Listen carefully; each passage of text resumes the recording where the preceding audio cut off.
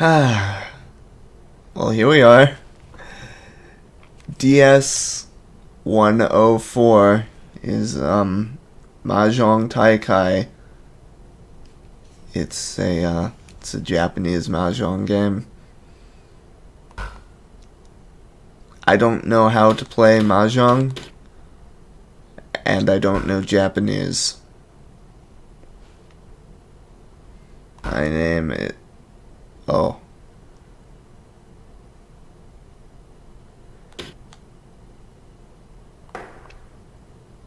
Oh. We're going advanced name entry here.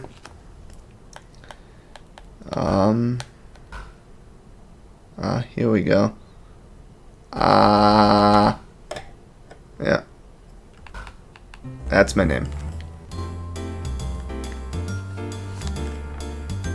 So there's an extensive guide on GameFAQs. If you're interested in playing Mahjong Taikai and you don't know how to play Mahjong or speak Japanese, there is an... In fact, I set up this monitor capture so I can show you. There is an extensive game guide on how to play this game. But I'm going to kind of ignore this. I'm just going to ignore it completely. And I'm going to tap this button. Hello! Who are you? Are you my Mahjong? Oh, look at these 3D faces. Oh, and the classical music. Yeah, this is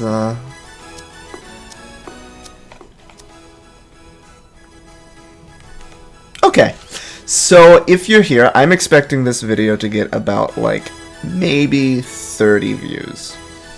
And if you're here, either you're a crazy person. Well, you are a crazy person. Either way, you're a crazy person. But you might be a crazy person who is into Mahjong Taikai. And you're like, I want to see more YouTube videos of Mahjong Taikai. And so you typed it into Google or YouTube or whatever, and you found this video of this guy who has no idea how to play Mahjong, and you're like, what is this guy even doing? The answer is he's playing every DS game regardless of whether he should be or not, for about 10 minutes each. And that's what this video series is. The other possibility is that you are the sort of crazy person who watches every single video I upload. You're probably also the sort of crazy person who watched, like, the 2 videos I've posted in, like, the past couple years, or whatever, that aren't DS related. What was it, like, can my laptop run Tomodachi? No, I was about to say, can my laptop run Tomodachi Collection? No, that's technically speaking a DS video as well, even though it's not part of this series. And the Persona 5 soundtrack, except extraordinarily terrible. I've ended up in the options, which was not what I intended. Is this touchscreen? I'm not even sure how to do anything. Oh, here we go. There we go. In which case you are definitely a crazy person. But if you're that particular type of crazy person, I can at least use this opportunity to talk about YouTube. YouTube's an interesting thing. I spent the other day I looked through a bunch of my old YouTube videos back in the day, you know, back when it was things like Pokemon ROM hacks and just other completely random videos with no theme whatsoever. Things like, I can't even remember. I had like cute kitty cats. Just all those videos I made when I was like 11, except I spelled it with a K, so it ended up being KKK. And you know, this channel has so many random videos that ended up with, like, disproportionately large numbers of views, some of which make sense, some of which don't. Like, I have like 3 videos, which are just every line from GLaDOS in Portal, and those have like 100,000 views. Like, that makes sense. People look up. It provides a service to people who want to listen to everything GLaDOS says out of context. For whatever reason. I guess that's something someone might want. So those videos get views. Then there's like the freaking SpongeBob Let's Play with 6 million views. And so Door. Thought the game had frozen, but it wanted me to do something there. I think the match ended. I don't know if I won. I'm gonna guess probably not. I'm actually just completely mindlessly pressing buttons. But yeah, that video ended up with an absurd number of views, and I have like, there's like a few other random videos that have views. I have some videos on other channels, some secret videos on secret channels that got way more views than they should have for what they are. And like, you look into the things, and it's like, for some reason, some videos just get caught in like YouTube's algorithm. For some reason, YouTube just decides, yeah, these are the videos people want to see, and you know, they end up in the search results for like completely unrelated things, or they end up like near the tops of search results for things like, you know, SpongeBob. You know, people go on YouTube and they search SpongeBob, and they end up finding my dumb Let's Play. God, back with the audio desync and that awful recording quality. It's not a very good video, but it ended up with a whole lot of views compared to some of the videos I actually put effort into. So then, you know, I got caught in that loop of just making SpongeBob videos. You know, people watch that video, people subscribe to me for that Let's Play, so I end up with this situation where I've got all these subscribers that are just in it for the SpongeBob, and like, I feel like at this point some of them might have grown out of SpongeBob, so I've got all these subscribers that subscribe to me for this thing that they're probably not even into anymore. It's like, yeah, I've got this YouTube channel with 3,000 subscribers, which, you know, isn't a big number, but when you like look at the amount of views my videos get versus the number of subscribers that I have, like, some of it seems kind of low. Like, uploading videos like this one, probably, that get like 30 views. And it's like, okay. So I actually at one point I looked at the YouTube analytics, and okay, things are happening, and things stopped happening, and the music's back. And like, there's a weird pattern. So if you look at view count over time, I've got that one video, the Happy Pi Day video, which has, you know, like hundreds of thousands of views, and it's gotten almost all of its views on Pi Day. Like, you look at the graph, and it's like every March 14th, the views spikes to like tens of thousands, and all the other times it's like nothing. But one Pi Day, like several years ago, it spiked, and like the total views for my channel, it spiked on Pi Day, and then it dropped like to way lower than it was before Pi Day. And so like, part of me thinks like, maybe the YouTube algorithm, it's like, okay, Pi Day, we're gonna show this video to people, you know, people watch it and they don't like it because that's not a very good video either. So all of a sudden, the YouTube algorithm, its magic neural nets or whatever it does, realizes, oh wait, this guy's videos are shit. Like, no one wants to watch them. We should stop recommending them to people. And maybe it's right. It's probably actually right.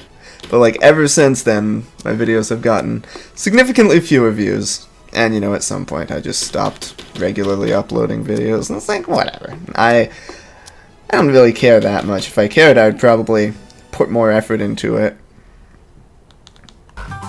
Or sell out or something. Do like fidget spinner videos or whatever it is that gets the views these days.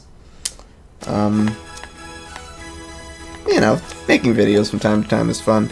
So that kind of the idea behind this DS video series was, you know, if I just upload videos for literally hundreds of different games, you know, maybe eventually, like not trying to game the system or anything, but, you know, maybe one of those will be the one that the YouTube algorithm's like, man, people want to watch videos of, I don't know, Yu-Gi-Oh! Nightmare Troubadour. And so someone's going to, you know, a bunch of people type that into YouTube, and YouTube's going to be like, yeah, you know what, this guy's videos, that's the one we're going to show people. And so maybe one of these videos will be the next one to get 6 million views, like that stupid SpongeBob video. So far, none of them have, but some of them have gotten more views than I thought they would, like a couple thousand on random ones, like one of the Tom Clancy games, I think. So, yeah, I mean, I took kind of a year break. It's pretty much being at school. I didn't really have motivation to make videos then, but these are kind of fun. Actually playing this wide breadth of game, uploading them, and like it's actually kind of weird how disparate the view count is. Like some of them will be like this game and get like 30 views, and you know it's not really a function of the popularity of the game. It's like I bet a game like this that no one cares about will get like 30 views, but also videos that are, of games that are incredibly popular that everyone's making videos of, like. You know, if I get to, like, the mainline Pokemon games or something, those I bet will also end up with very few views, because it's, like, it's this weird middle ground of not quite niche games that I think end up getting the most views. Of course, I only have a sample size of, like, 40 videos over a year, so I don't really know. But yeah, I do have, secret other channels that I do secret things on, and yeah, I upload videos to those, sure, of a completely different nature, a bit more regularly, and it's kind of fun, like managing an active YouTube channel and that sort of thing. And I've also started thinking, like, what if I streamed on Twitch? Cause like it would be kinda easy to, cause like I'm already recording in OBS. All I would have to do is just hit stream before I hit record, and I could totally just stream all of these to Twitch. But I feel like there's the pressure of, like, I can't, like, I already don't edit these videos, but the pressure of, like, I can't go back and edit anything without, you know, just completely deleting the VOD. Like, if I do anything stupid, like, accidentally show the camera, and I'm naked or something, you know, like, not that that would ever happen. There's nothing I can really do about it. Not that that's something that would ever really happen, but also, not that anyone would really watch me on Twitch, because I've never really, I've done like 3 Twitch streams, maybe? I'm trying to think, like 3? I think it might be 3. I streamed briefly at Minecon, and I think that might have actually been on Justin TV. I did that Smash Puffs thing when Smash Bros came out in Japanese. I set up a bunch of Jigglypuffs and Kirby AIs to fight each other and streamed that for like 8 hours. And I actually did this once. I streamed recording DS videos once. So I have like 12 followers on Twitch, and I don't know how many of them are real people. And like, there are ways to get viewers on Twitch. There's like the live annotation thing, where like it'll put an annotation, so to speak, on every single one of my YouTube videos whenever I'm live on Twitch. Like, I don't know if I'd get viewers from that. People pay any attention to that. And you can like set your game in Twitch, and then you'll show up on the game page. So if anyone's looking for videos of Mahjong Taikai on Twitch, but that requires like an extra level of caring about Twitch, which I kind of don't right now. Like, if I had followers on Twitch, and I could stream on Twitch, and people would come in the chat room, and they would watch, and I could interact, then that would be cool. But I don't really have the motivation to do that. Like, I just want to kind of sit down and record these videos and throw them on the internet, and maybe some people will watch them, and probably they won't. And it's not really a big deal either way. It's not like this is ever going to be an actual source of revenue, if you want to think about it in those terms. Like, if we want to go down that rabbit hole, like, back when YouTube was like introducing the concept of a YouTube partner, that sounded like the greatest idea in the world to me. It's like, yeah, I can upload these videos and I can get paid for them. So that was kind of a dream. Like, yeah, I'm going to be a YouTube partner. And I think I applied for the partner program like the second they opened it. And of course they didn't accept me, because it was like this exclusive club back then. You know, not everyone could get into. But over time, they've opened it up more, and now, like, I think anyone can monetize videos. And if you look at my YouTube, like, creator studio, now that you can't look at it because it's the private thing, but I think it says YouTube partner under my username. It's like, yeah, I did it. Theoretically, I could be monetizing these videos, but monetizing gameplay footage is still kind of a weird thing on YouTube. Like, they rolled out YouTube Gaming, and I thought they're gonna, like, yeah, okay, we're gonna have this great system for monetizing gameplay videos, but it's still just this weird thing. This, like, legal gray zone that YouTube doesn't seem to want to take a stance on.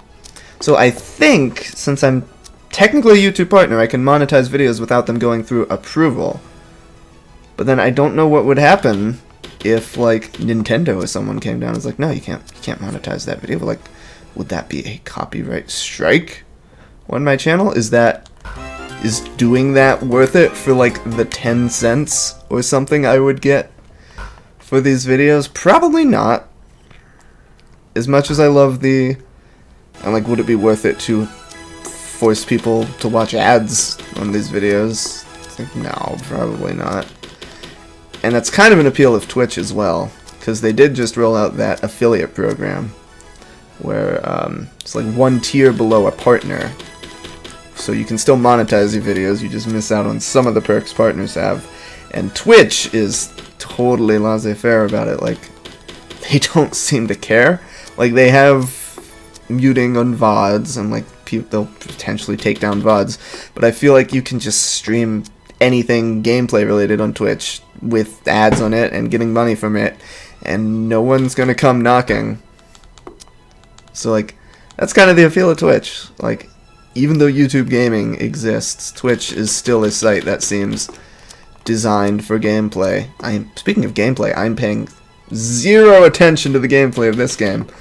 I have absolutely no idea what's happening. And so yeah, they rolled out the affiliate program to everyone. It's like, to apply, you only need 50 followers. And I was like, yeah, I probably have that. Got 3,000 subscribers on YouTube. I probably have 50 followers on Twitch. And then I checked in, no, I have like 12. So, yeah, I don't know. This is all just kind of, just do it for fun. You know, definitely not expecting to make any money from this or gain any fame or YouTube fame or anything like that. But yeah, I've been thinking about what the best way to maximize my fun. Like, I know I'm not going to make any reasonable amount of money, even if I did monetize it.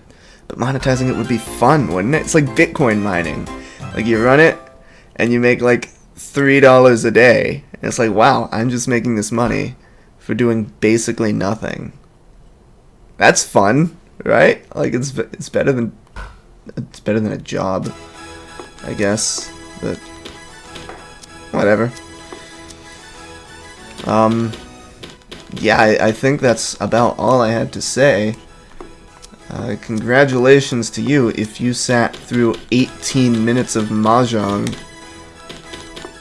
This has basically been a shitty podcast by yours truly.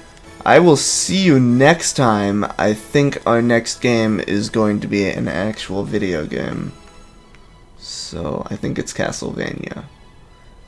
See, the way this works is I've got this list of every DS game ever released in whatever order this is. Like, I don't exactly know what the logic is behind the ordering of DS ROM numbers. But I've got this list of every game that ever released. So I have to go down the list and, like, type the games into Google most of the time. So, like, if it's a Japanese, like, DS 0100 is Bokujo Monogatari. And so I have to type that into Google. Obviously that's a Japanese release, so I have to type that into Google and see, did this game ever come out in the US? Like, was it called a different thing? And yeah, that's Harvest Moon DS. So, you know, the US release is going to be later down the list, so I skip that Japanese release.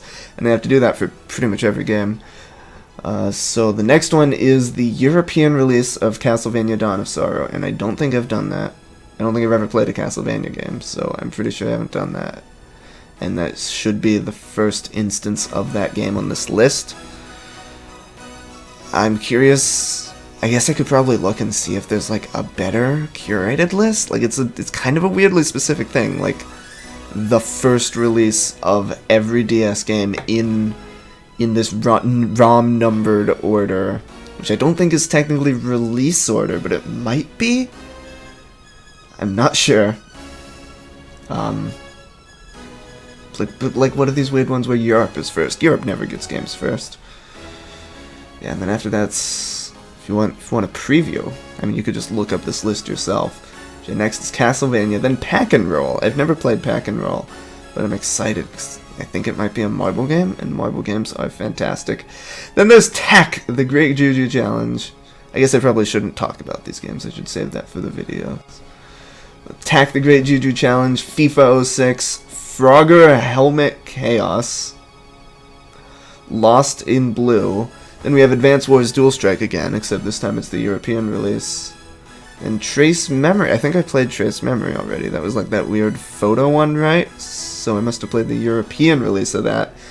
And Ultimate Spider-Man, Lunar Dragon Song, Whack-A-Mole. It's like the next week worth of videos. Then we have Madden in Europe. Then there's like Atari Mix Happy 10 Games. That's a Japanese release. Like, is that the Atari Classics thing I played earlier? Sometimes it's surprisingly hard. Like, you'd think you just type a name of a game into Google, and like for games that have Wikipedia articles, usually that works. Sometimes the Giant Bomb wiki is helpful, but it doesn't always list every game release, which can be really annoying. And you know, there are different ways of romanizing Japanese games, or Japanese names, I should say. Like, there was one earlier that tripped me up for a while. I forget what it was called. I think it was actually Castlevania Dawn of whatever it's called. Dawn of Sorrow, the Japanese release. Oh, where is it? Yeah, Akuma Joel Dracula. It's like that Joel. It's a Joel. And so like you could write that with like a macron, I think that's called, or you could write it J-O-U. It's like Wikipedia list it with, you know, the line above the O. And so you just type it into Google and you don't necessarily get the... It takes more than zero research to figure out what the English name for a Japanese game is. And sometimes you have games that have different names between Europe and the US, which I think... Yeah, Feel the Magic XYXX is Project Rub in Europe. It's like, what? Why? So yeah, obviously there are some games like I'm looking forward to, like some of my favorite DS games. One of the first ones I was looking forward to was Ostatakayo Endon, but we got to that pretty early, since I don't know what the next one I'm looking forward to is, though.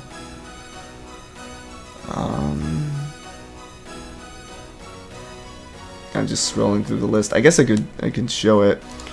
You can see on my naughty pirated games here.